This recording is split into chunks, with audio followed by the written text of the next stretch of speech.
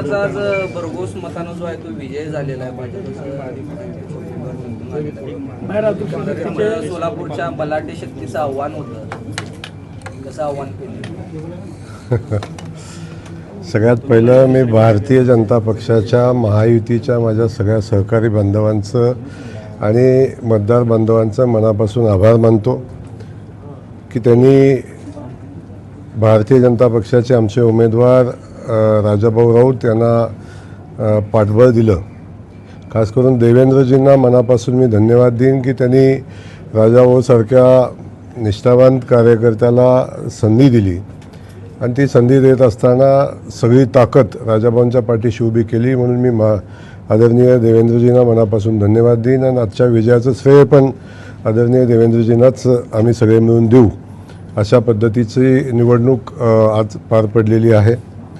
मी या निवडणुकीमध्ये ज्या ज्या घटकांनी आम्हाला मदत केली, खास करून करमाळ्यापासून अगदी बार्शीच्या तर सगळ्या लोकांनी केली, परंतु करमाळ्यामध्ये अगदी भारतीय जनता पक्षाचे आमचे कार्यकर्ते असतील, रश्मी दिदी असतील, गणेश असेल किंवा जयवंतराव जगतापजी असतील, नारायणाबा असतील, सावंत फॅमिली असेल, तिथून राजाभाऊ आमचे राजन पाटील मालक असतील, त्याच्यासोबत शिवसेनेचे आमचे समोरचे सहकारी आमचे वारसकर असतील आणि त्यांचे सगळे मतदार बंधू असतील।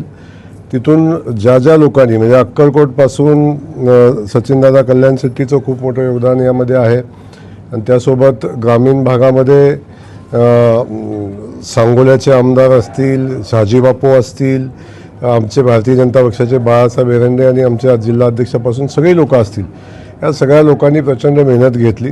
उत्तरमध्ये सुद्धा उत्तर आणि दक्षिणमध्ये सगळ्यांनीच ताकदीनं काम केलं। शहाजी आमचे पवार असतील आणि त्यानंतर सगळे सहकारी त्यांच्या असतील, या सगळ्या लोकांनी आम्हाला साथ देत असताना आमच्या शहरचे आमदार आदरणीय देवेंद्र कोठे असतील, सन्माननीय विजय मालक असतील, सन्माननीय सुभाष बापू असतील, आमच्या शहराध्यक्ष असतील, आमचे सगळे गटनेते असतील, महापौर असतील, अशा सगळ्या आमच्या सहकाऱ्यांनी प्रचंड मोठ्या ताकदीनं आणि आमच्या सोबत असणारे आमचे सहकारी महायुतीतले घटक पक्ष असतील, या सगळ्यांनी खूप ताकदीनं आम्हाला या निवडणुकीमध्ये मदत केली।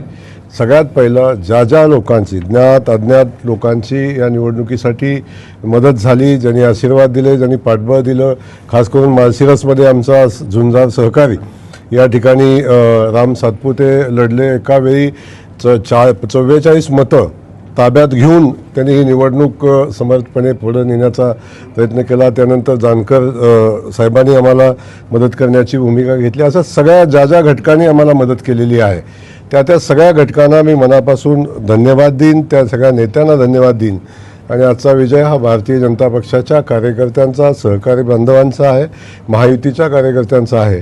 त्यासोबत आदरणीय देवेंद्र फडणवीस साहेबांचा आजचा हा विजय जो सोलापूर जिल्ह्याच्या इतिहासामध्ये झालेला सगळ्यात मोठा विजय आहे। की आणखीन काही ऑपरेशन करावं लागेल माढा आणि सोलापूर जिंकण्यासाठी? पुरेशी जुळवाजुळव झाली आहे का? आणखीन काही एखादं ऑपरेशन करावं लागेल? अभी तो शुरुआत है, आगे आगे देखो होता है क्या।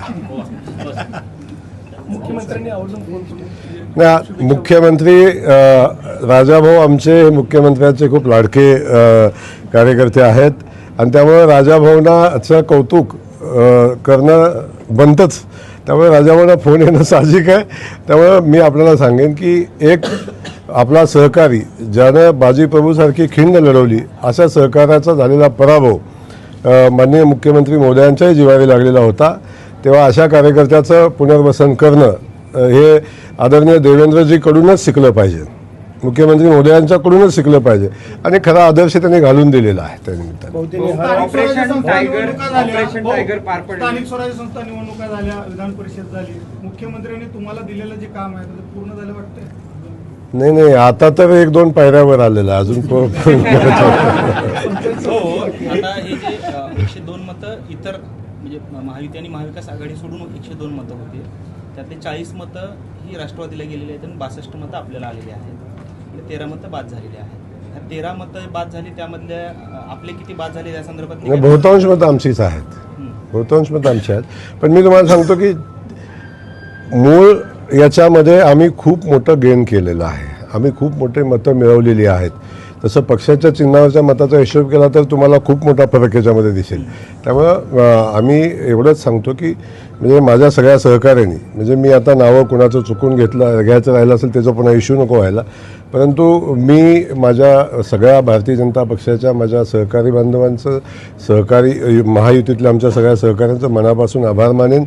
आणि खास करून सोलापूरच्या जनतेला मी सातत्यानं धन्यवाद देतो. आजही धन्यवाद देईन की त्यांनी आमच्या भारतीय जनता पक्ष महायुतीच्या विचारावर विश्वास ठेवला आणि या जिल्ह्याला पुढे घेऊन जाण्याची जी क्षमता आहे किंबहुना या जिल्ह्याला पुढं कोण घेऊन जाईल तर भारतीय जनता पक्ष आणि आदरणीय देवेंद्रजींच्या नेतृत्वाखाली सरकार पुढं घेऊन जाईल हा विश्वास आमच्या सोलापूरच्या जनतेला या निमित्तानं आहे. भाऊ, ऑपरेशन टायगर सक्सेसफुल माहितीमध्ये आता येत आहे, त्यांचं कशा पद्धतीनं स्वागत करतात? पण बार्शीमध्ये एक आमदार आले, त्यांच्या रूपानं खासदार देखील सत्तेत असणार. मी आपल्याला आत्ताच सांगितलं आहे की मला ह्या विजयाचा आनंद घेऊ द्या, माझ्या सहकार्याने या विजयाचा आनंद घेऊ द्या.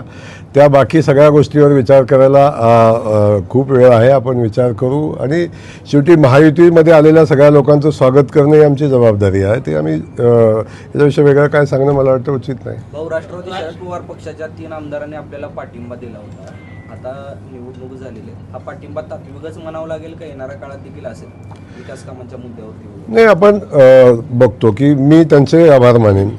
म्हणजे अभिजित पाटील जे असतील, सन्माननीय बाबासाहेब पाटील असतील, सन्माननीय नारायण पाटील असतील आणि सन्माननीय जानकर जे असतील, चौघांचे मी आभार मानेन. शेवटी काही गोष्टीवर किंबहुना राजाभाऊंच्या उमेदवारीच्या विषयावर त्यांनी आमच्यासोबत येण्याचा निर्णय घेतला. याचा अर्थ आम्ही पॉलिटिकली एकत्र आलो असंही होऊ शकत नाही. परंतु मी सांगितलं ना, आगे आगे देखो होता है क्या.